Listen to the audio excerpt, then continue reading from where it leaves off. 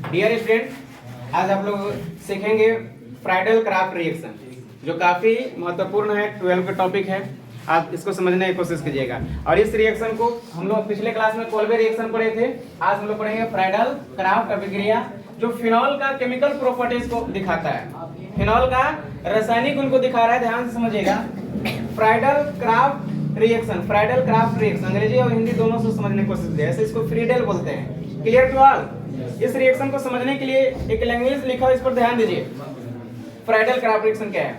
जब phenol निर्जलीय AlCl3 के उपस्थिति में क्लोरोमीथेन के साथ क्रिया करती है।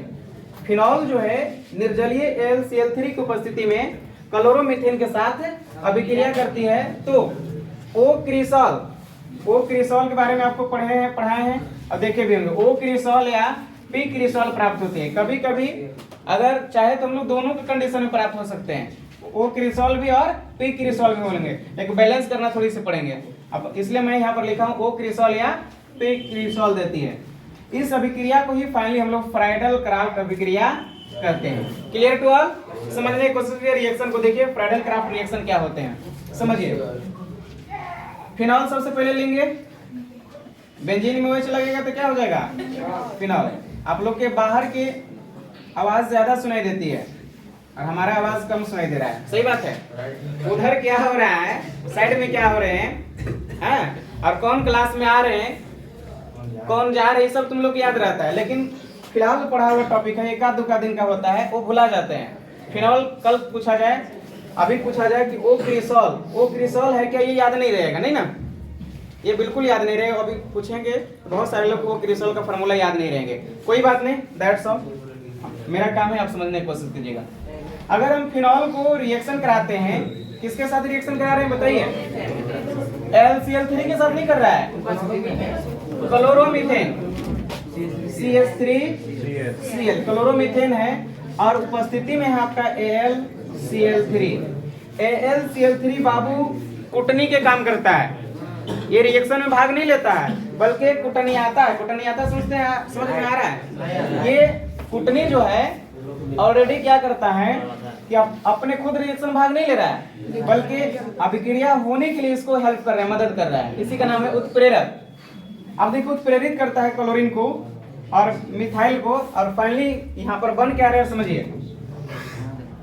यहाँ पर आपका हो जाएगा बेंजीन, OH यहाँ पर है, OH अपनी जगह पर छोड़ दीजिए, OH, और यहाँ से CH3 यहाँ पर ले लाइए 2 पर। अगर 2 पर है तो O क्रिसॉल बनेगा।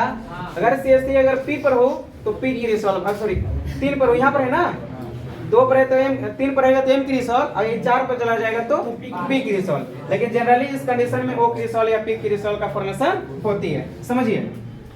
OH अपने पोजीशन पर, CH3 यहाँ से आपको बचता हुआ नजर क्या है? क्लोरीन। क्लोरीन जो है जहां से बॉन्ड लगा, यहाँ बॉन्ड लगा, यहाँ बॉन्ड लगा तो यहाँ से हाइड्रोजन रिलीज हुआ, वो हाइड्रोजन और यहाँ से क्लोरीन, हाइड्रोक्लोरिक अम्ल बाहर निकल गए और आपको मिल गया फाइनली, बताइए इसी का नाम है O क्रिसॉल। इसका नाम है O क्रिसॉल, या इसी को हम बोल सकते हैं, ध्यान से समझिए, दूसरी नाम काउंटिंग अगर यहाँ से करें तो 2 पर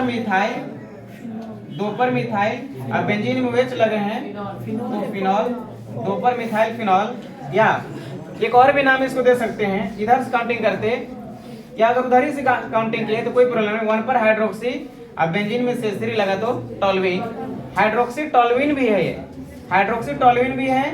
ओ क्रिसॉल भी इसको कह सकते हैं, ओ क्रिसॉल भी कह रहे हैं, या तो 2 पर मिथाइल बेंजीन में OH लगा तो फिनॉल भी है। फाइनली कंप्लीट रिएक्शन है, किसी को दिक्कत नहीं है। तो इस रिएक्शन को हम लोग बोलते हैं फ्राइडल क्राफ्ट रिएक्शन। इस रिएक्शन को आप लोग याद करें और याद करके जाएं।